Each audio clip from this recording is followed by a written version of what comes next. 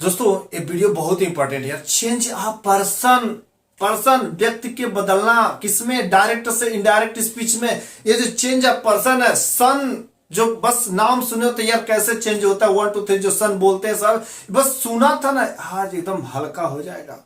ध्यान से देखना चेंज अ पर्सन क्या होते, कैसे चेंज होते, क्योंकि डायरेक्ट टू इनडायरेक्ट स्पीच में change a person it is set to the heart of the narration.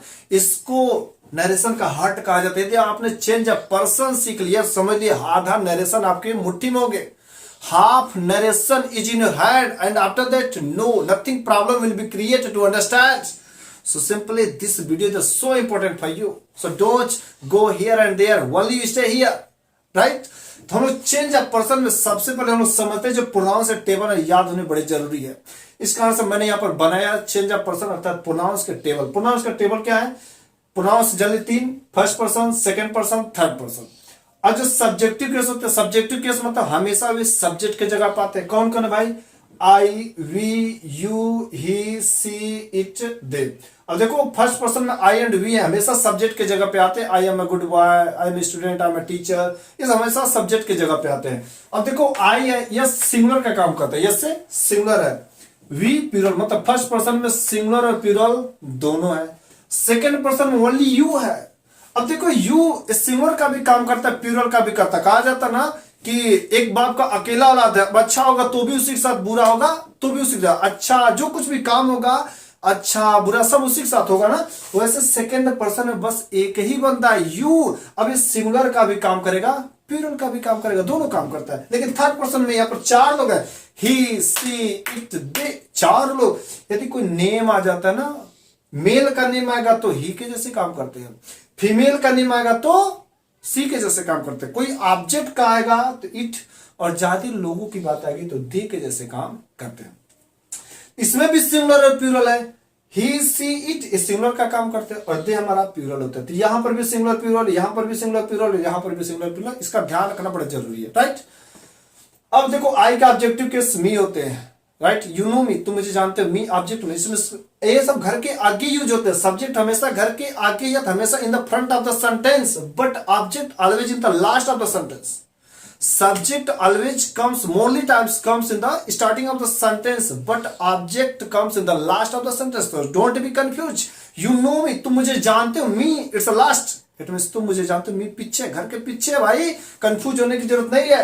us, we का ऑब्जेक्टिव केस us भी पीछे यूज होगा। जितने ऑब्जेक्टिव केस होते हैं घर के पीछे आते हैं, सेंटेंस के बीच में आते, लेकिन कभी स्टार्टिंग में नहीं आ सकते, राइट। स्टार्टिंग में कौन आता है? सब्जेक्टिव केस आते हैं।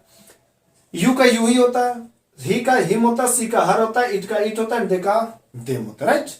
अब पोसेसिव केस जहां पर अपने की बात आती है तो आई का माई होता है, वी का आवर होता है, यू का योर होता है, ही का हिज होता है, सी का हर होता है, इट का कुछ होता ही नहीं है, दे का देर होता है। ये हमारे टेबल से याद रखने बहुत ही जरूरी है, राइट। अब हम लोग चलते हैं चेंज ऑफ पर्सन की तरफ से। टेबल होगा चेंज ऑफ पर्सन में यस, ओ एन, यस से सब्जेक्ट, ओ से ऑब्जेक्ट, एन से नथिंग अर्थात नो वन होगा, राइट। ये रिपोर्टिंग वर्क की बात करेगा और 1 2 3 मतलब first person, second person, third person, subject object no change, first person, second person, third person, reporting और रिपोर्टेड स्पीच। अच्छा इस सेंटेंस मैंने लिखा, ध्यान से देखिएगा, यह मैंने एक डायरेक्ट स्पीच का एक सेंटेंस लिखा है। आफ्टर दैट हमारा इसको चेंज करना इनडायरेक्ट स्पीच में। चेंज ऑफ पर्सन देखिए कैसे यहाँ पर अप्लाई होते हैं। अच्छा ये हमारा रिपोर्टिंग वर्ब है, it is your reporting verb and it is your reported speech. Now any confusion? Reporting verb, it means are we can write and are yes, that is reported speech. There is no confusion I think, right? Are we reporting verb, reported speech। देखो क्या कर reporting verb, reporting verb में देखते हैं ये subject है और ये ऑब्जेक्ट है, राइट। सब्जेक्ट एंड ऑब्जेक्ट, इसमें सब्जेक्ट ऑब्जेक्ट की कोई जरूरत नहीं क्योंकि रिपोर्टिंग वर्ब में सब्जेक्ट ऑब्जेक्ट और नो तो नहीं है, सब्जेक्ट ऑब्जेक्ट हमको रखना है। अब देखो कर रिपोर्टेड स्पीच में first person, second person, third person, first person, second person, third person, देखते हैं रिपोर्टेड स्पीच में फर्स्ट पर्सन। अब देखो रूल क्या कहता है चेंज ऑफ पर्सन का। रूल कहता है कि यदि रिपोर्टेड स्पीच में, पहले की मैं बात करता हूं, यदि रिपोर्टेड स्पीच में कहीं पर भी फर्स्ट पर्सन का किसी भी केस का आदमी दिखे, किसी भी केस का फर्स्ट पर्सन होगा, किसी भी केस का आदमी दिखे ध्यान से फिर से, यदि रिपोर्टेड स्पीच में कहीं पर भी फर्स्ट पर्सन का आदमी दिखता है तो उसका मालिक दूर बैठा रिपोर्टिंग वर्ब का सब्जेक्ट होगा।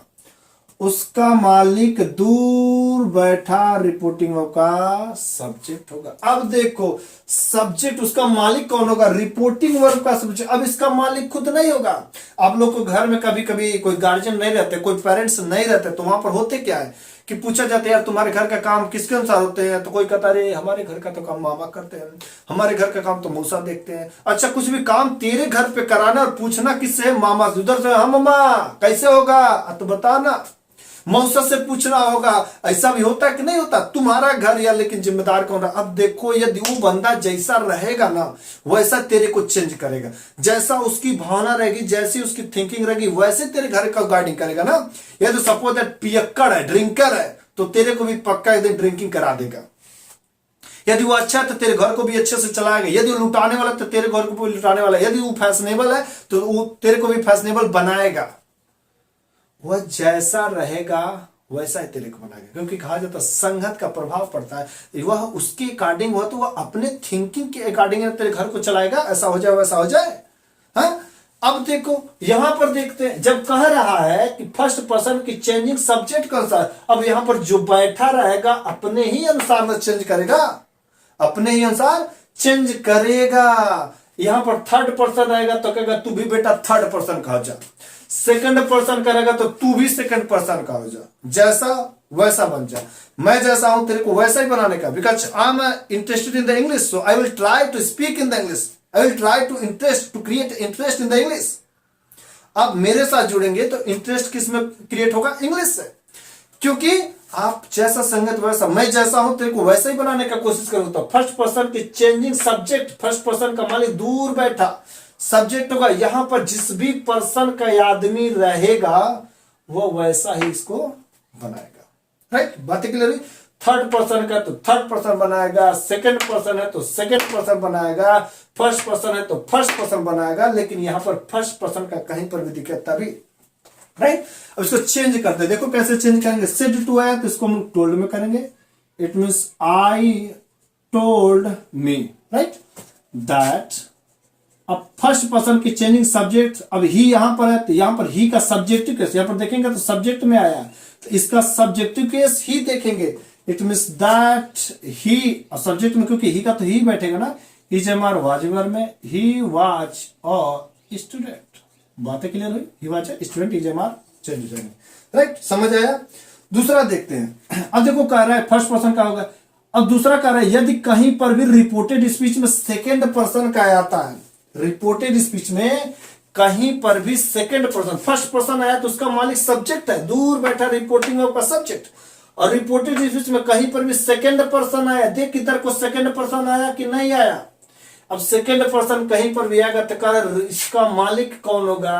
ऑब्जेक्ट होगा। अब जैसा ऑब्जेक्ट रहेगा वैसा ही तो बनाएगा ना, जैसा ऑब्जेक्ट रहेगा वैसा ही बनाएगा।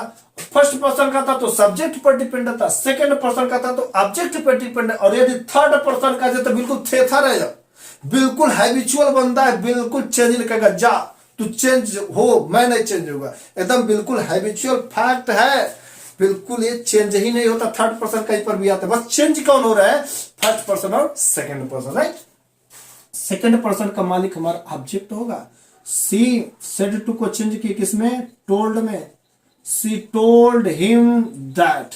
अब यदि हिम है तो क्या हिम यहां पर लिखेंगे? क्या हिम वाज टीचिंग इंग्लिश? नहीं ना, क्योंकि यहां पर सब्जेक्टिव केस तो भाई ढूंढना। हिम का सब्जेक्टिव केस क्या है देखते हैं, तो हिम का सब्जेक्टिव केस ही होगा, क्योंकि हिम तो कभी सब्जेक्ट में नहीं आ सकता। आएगा कौन? सब्जेक्ट आएगा ना। तो दैट हिम का सब्जेक्टिव केस लिखेंगे ही, और इज एमआर चेंज हो जाएंगे वाज वेयर में। He was teaching English, he was teaching English. बातें क्लियर हुई?